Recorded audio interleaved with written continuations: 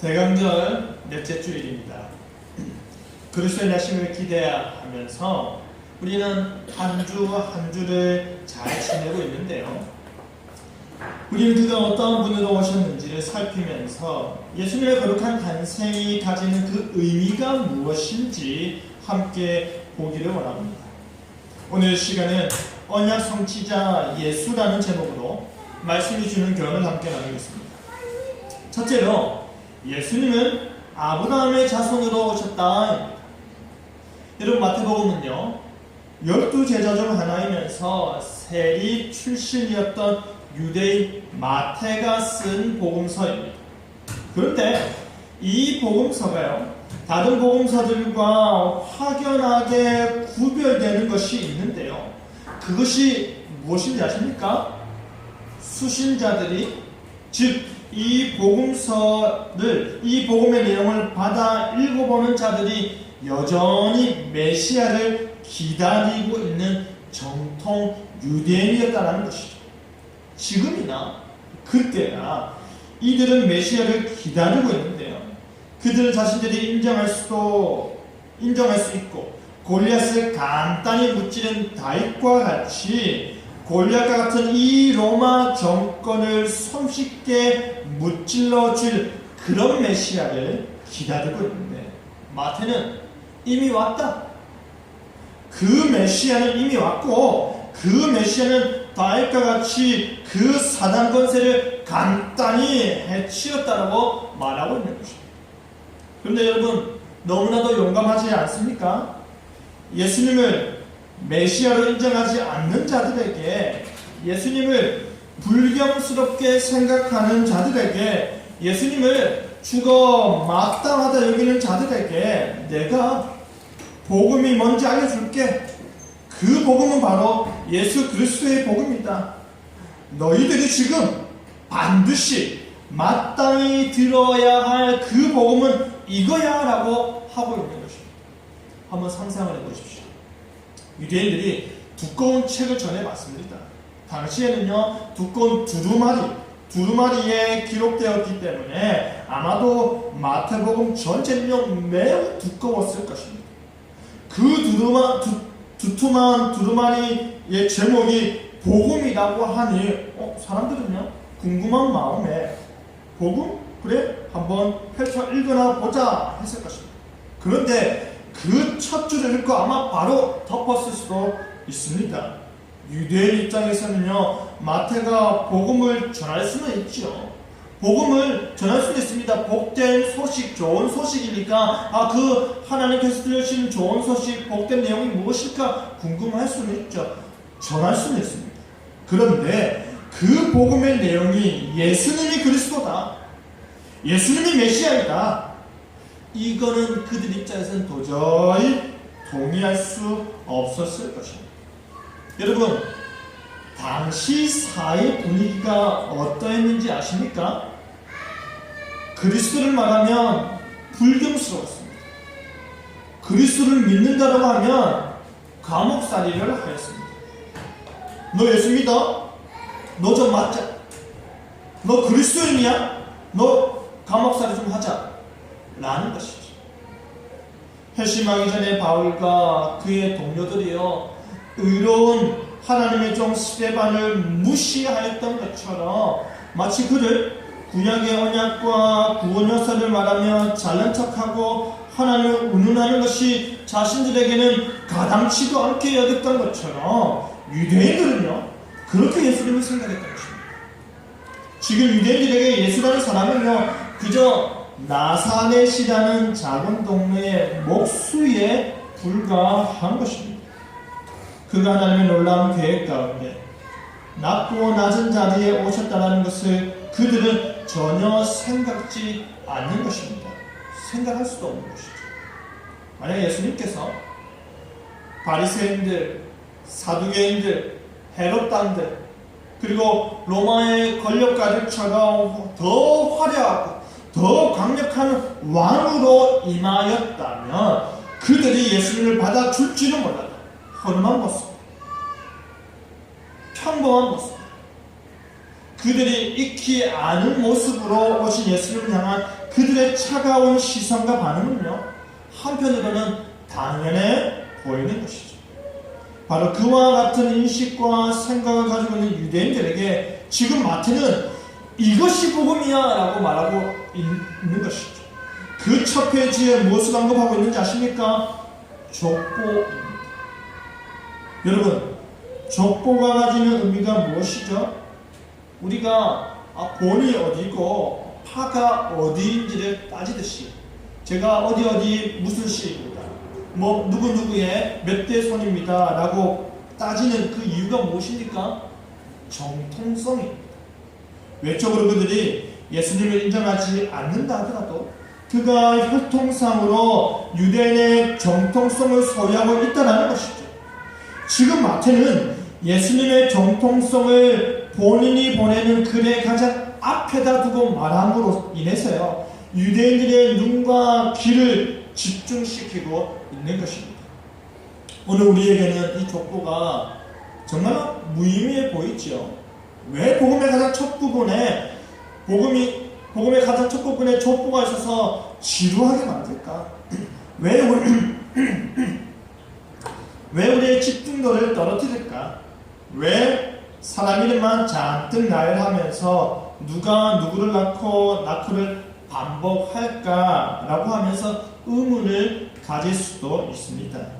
하지만 이것이 너무나도 중요한 이유는 이 글 전체에 소개하고자 하는 분이 도대체 누구인지, 그는 과연 어떻게 이곳에 오셨는지, 어디서 왔는지 한몫에 보여줄 수 있기 때문입니다. 그것이 바로 족보가 가지는 의미인 것이죠. 예수님은 먼저 아브라함의 자손인데요, 아브라함의 자손이라고 할 때 유대인들에게 아브라함이 가지는 상징성이 무엇인지 아시죠? 온 유대인들의 뿌리입니다. 믿음의 조상입니다. 그들이 믿는 하나님은 누구로부터 시작됩니까? 바로 아브라함부터 시작되는 것입니다. 아브라함이 갈대아우르 에서 부름을 받는 것부터 시작되는 것입니다. 그들의 조상 아브라함이 창세기 11장의 배경인 하란에 있기 전에 이미 메소포타미아 그 갈대아우르죠, 그곳에 있을 때부터 하나님께서 그를 부르셨지 않습니까? 영광의 하나님께서 아브라함에게 내 고향과 친척을 떠나라 라고 하셨습니다. 아마도 그가 우상이 가득한 그곳에서 우상과 밀접한 관련이 있는 그의 집안에서 떠나라 라는 것입니다. 그리고는 어디로 가라 하셨습니까? 내가 내게 보일 땅, 내가 너에게 지시하는 그 땅으로 가라 하셨습니다. 여러분, 로마로 가라, 파리로 가라, 혹은 서울이나 부산으로 가라가 아닙니다. 내가 보일 땅으로 가라 하셨습니다. 그런데 여러분, 자신이 원래 살던 곳, 자신이 평생 익숙하게 지내던 곳을 떠나서 새로운 곳에 정착한다는 것은요, 정말 쉬운 일이 아니지 않습니까? 대부분의 사람들에게 집이라는 것은요, 항상 그리운 곳입니다. 평안을 주는 곳입니다. 안정감을 주는 곳입니다. 그곳이 궁궐과 같이 좋던지 아니면 허름하고 낡은 판잣집이라 하더라도, 그 주변에 아무리 총칼이 가득한 곳이라 하더라도 거기에 나의 마음이 있고, 거기에 나의 흔적이 있고, 나의 세월이 있고, 거기에 나의 삶의 일부분이 있다면 우리는 그것을 기반으로 해서 삶을 연장하고 있는 것이죠. 그렇기 때문에 집이란 늘 힘이 되는 곳, 안정감을 주는 곳이죠. 그런데 지금 아브라함이 자신의 집을 떠나는 것입니다. 그 집을 떠나는데 나는 어디로 갈 거야 하는 큰 다짐과 각오를 가지고 떠나는 것이 아닙니다. 나는 어디에서 이런 목표를 이룰 거야 하는 모습을 전혀 우리는 찾아볼 수가 없습니다.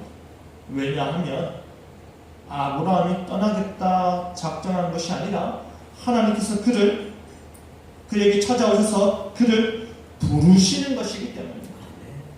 그 말을 가장 잘 표현하는 것이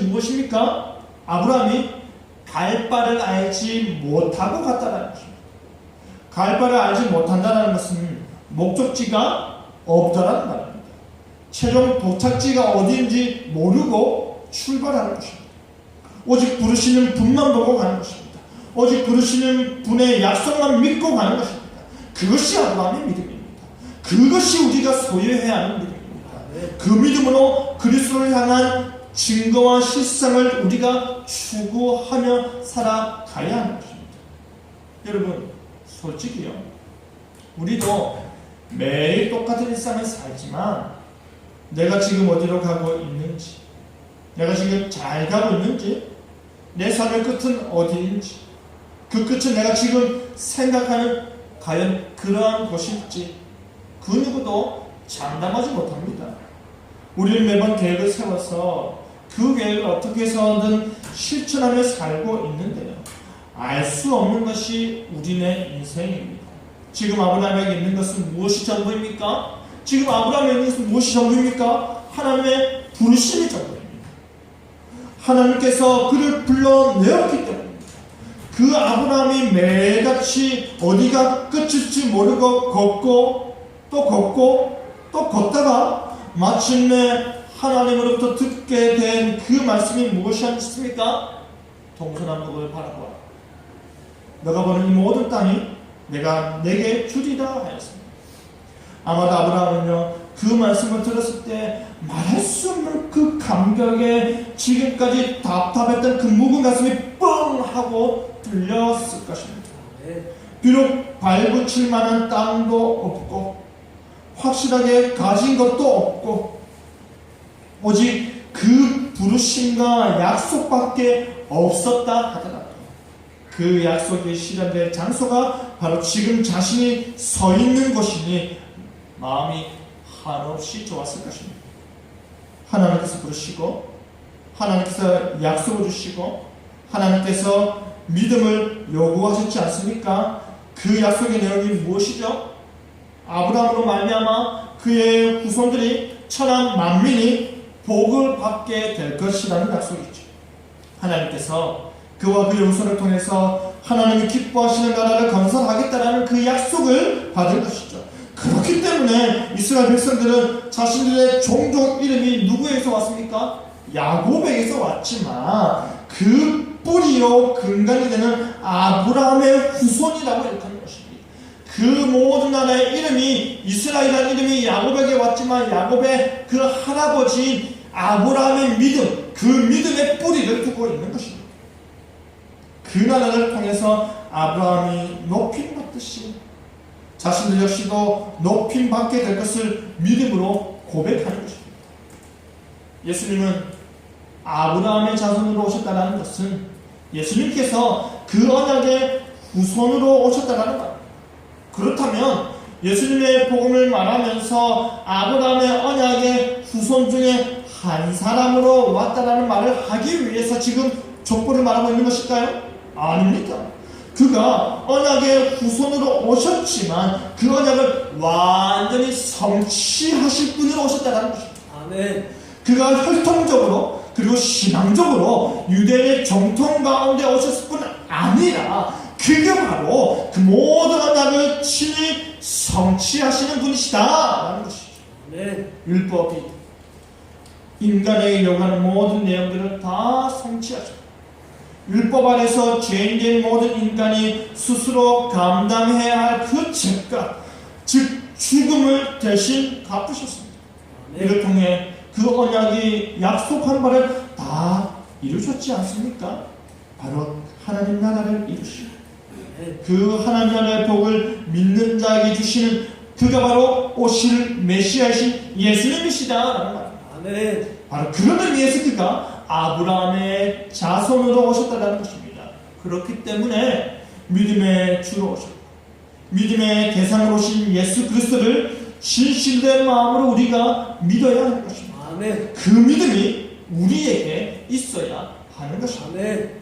둘째로 예수님은 다윗의 후손으로 오셨다.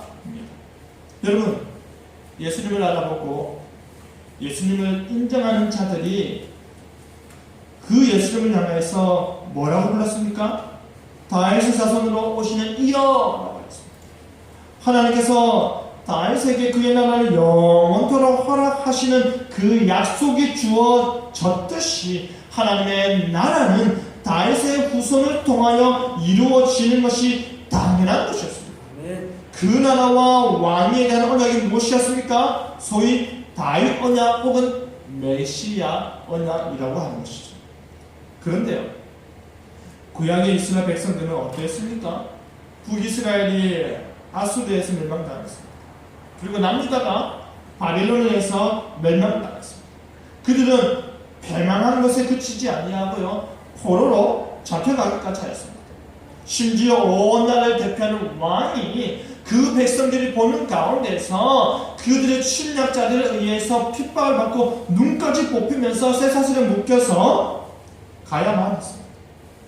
그렇게 수십 년이 흘러서 그들이 포로에서 해방되어 다시 고국으로 돌아왔지만, 포로에서 해방되었기 때문에 국권을 회복한 것이 결코 아닙니다. 그들의 나라는 여전히 다윗의 왕권이 무너진 나라로밖에 회복되지 않은 것입니다. 수르바벨을 통해서 성전이 재건되고요, 에스라와 느헤미야를 통하여서 회복운동이 일어나고 개혁이 일어나고 그들의 나라가 강건하여졌지만 그들은 어떤 상태로? 왕이 없는 상태, 왕을 세울 수 없는 상태로 그들의 나라를 유지할 수밖에 없었다는 말입니다. 바로 그 상태로 얼마나 걸렸습니까? 수백 년이 걸렸습니다. 그렇기 때문에 온 유대인들에게 오실 메시아는 바로 다윗의 후손으로 와야 했던 것입니다. 왕으로 오는 것입니다. 왕으로 와서 그 모든 외세를 완전히 정복하고 다시 그들의 나라를 영원롭게 하는 것입니다. 골리앗과 같은 로마를 무찌르고 그들에게 강대한 나라를 주는 그런 다윗과 같은 왕을 기대하는 것입니다. 바로 다윗의 후손을 온 이스라엘 백성들이 멸망하는 이유는 바로 그 날이 와야 한다라고 믿기 때문인 것입니다. 그렇기 때문에 그 날을 고대하는 것이죠. 그렇다면 여러분, 그들이 생각하는 다윗의 자손은 단순히 한 명의 왕을 의미하는 것일까요? 결코 그렇지 않습니다. 이사야 선지자를 통해서 알고 있는 그 징조 가운데 오실 왕으로 기대하는 것이죠. 이사야가 보인 징조가 무엇입니까? 우리가 지난 설교에서도 우리가 들었는데, 이사야가 보일 징조가 보라, 처녀가 잉태하여 아들을 낳을 것이요 그의 이름을 임마누엘이라 하리라. 그렇게 임마누엘 오신 그 아들을 그의 어깨에는 정사를 메었고 그의 이름은 기묘자라 모사라 전능하신 하나님이라 하였습니다. 영존하신 아버지라 평강의 왕이라 하였습니다. 어깨에 정사를 메었다는 게 무엇입니까? 그 어깨에 국정의 일을 메고 있다, 통치 행위를 한다는 말이죠. 마치 우리가 어깨에 견장을 달고 있으면 그 사람의 지위를 알려주고 그 사람의 역할과 권위를 드러내듯이 통치자로서 왕으로서 온다라는 말이죠. 그 어깨에 정사를 메고 오시는 이가 기묘자의 모사라고 합니다. 기묘한 모사, 놀라운 지혜를 소유한 자, 일반적인 사람들이 가진 지식과 지혜를 월등히 뛰어넘는 놀라운 계획을 소유한 자라는 말입니다. 그뿐 아니라 그가 누구입니까? 전능하신 하나님입니다. 아멘. 영원히 존재하신 영원하신 하나님이십니다. 이 말은 무엇입니까? 처녀가 잉타하여 하나님을 낳을 것인데 그가 왕으로 오시고 그가 바로 전능하신 하나님이다라는 말입니다. 네. 그 하나님으로 오시는 임마누엘은 영원히 존재하시는 하나님이시다. 그가 실제 왕으로 오실 때 그 땅은 전쟁으로 물들어 피비린내 나며 붉은 땅으로 변하는 것이 아니라 진정한 평화를 제공하는 평화의 왕으로 오신다라는 것입니다. 네. 여러분, 스가랴 선지자가 바로 이 왕에 대해서 뭐라고 말했는지 아십니까? 보라, 내 왕이 내게 임하시나니 그는 공의로우시며 공의를 베푸시며 겸손하시다. 네. 그가 이방 나라에 이방 사람들에게 화평을 전할 것이요 그의 통치는 어디까지? 땅 끝까지 이르리라 하였습니다. 아멘. 여러분, 왕으로 오시는 분은 그들 위에 군림하여서 그 이스라엘 백성들의 노동력을 착취하고 그들 자신의 도구화시키기 위해서 오시는 것이 아니라 자신의 나라를 위해서 백성들의 피를 흘리는 것을 당연히 여기는 자가 아니라 실제로 그들에게 화평을 주기 위해서 오시는 것입니다. 아멘. 위에 군림하여서 오시는 것이 아니라 아래에서 섬기려 오시는 것입니다. 그것이 참된 화평인 것입니다.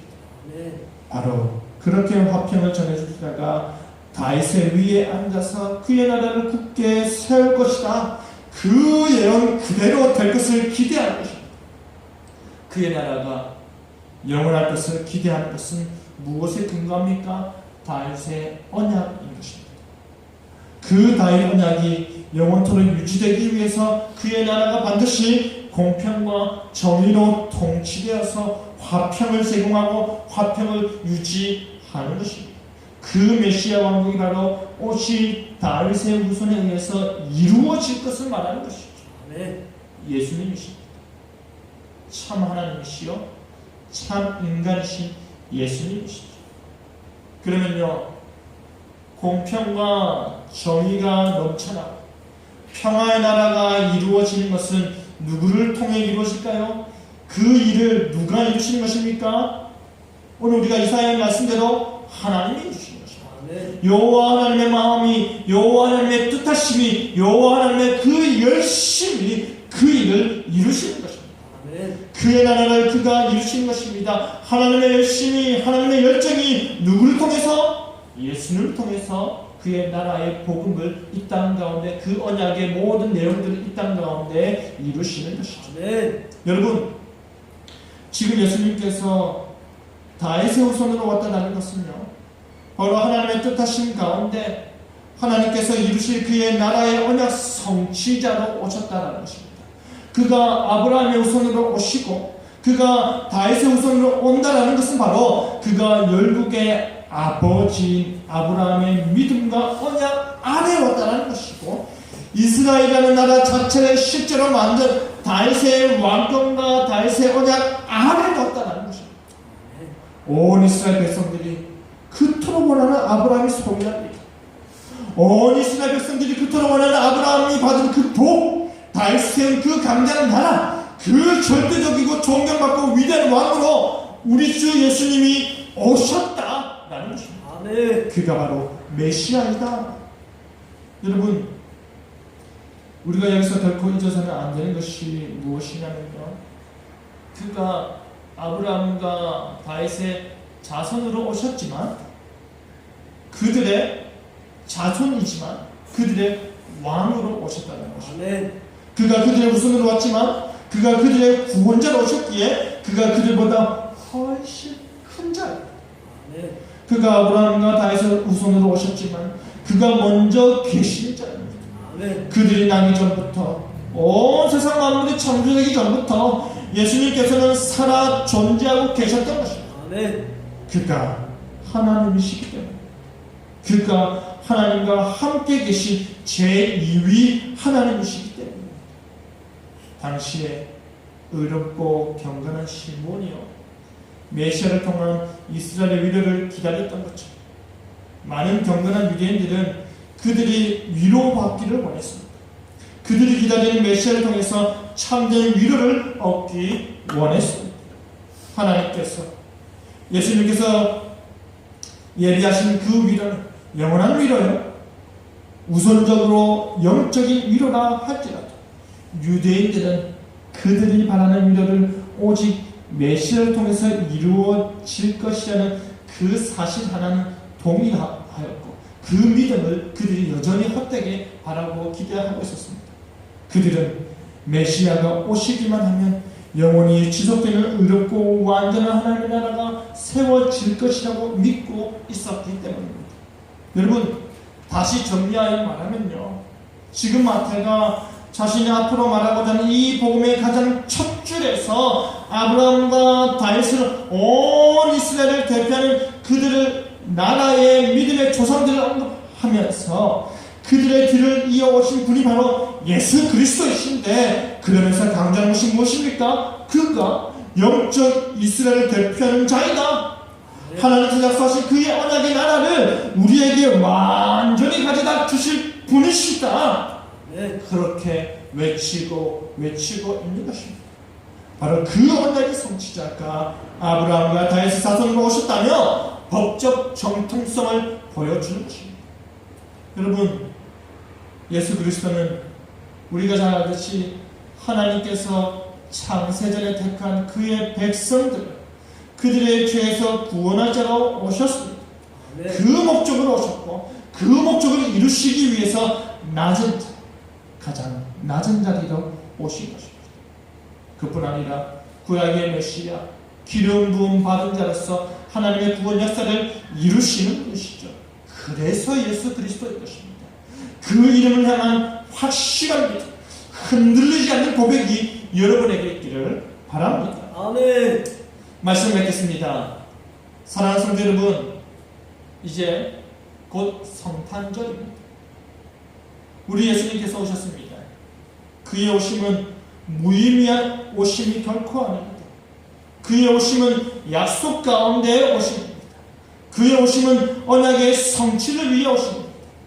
아브라함의 언약, 다윗의 언약, 하나님 나라의 언약을 성취하기 위해 오신 것입니다. 그렇기 때문에 하나님의 나라가 가까웠다라고 외칠 수 있는 것입니다. 그렇기 때문에 하나님의 나라가 우리에게 허락되는 것입니다. 예수 그리스도는 구약의 예언에 따라 오실 그분에 그치는 것이 아니다. 예수 그리스도는 실제로 우리의 죄와 죽음의 문제를 해결해 주셨습니다. 예수 그리스도는 자신의 생명을 내어놓고서 우리를 구원하사 대신 죽으심에 그치지 아니하였습니다.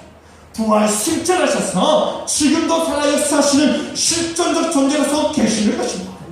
그 예수님이 여러분의 예수님이십니다. 그 예수님이 여러분의 구원자이십니다. 그 예수님이 바로 여러분을 위해서 오셨음을 늘 기억하시면서 언약 성취자이신 예수 그리스도를 찬송하고 찬송하는 저와 여러분에게 간절히 바랍니다. 아멘.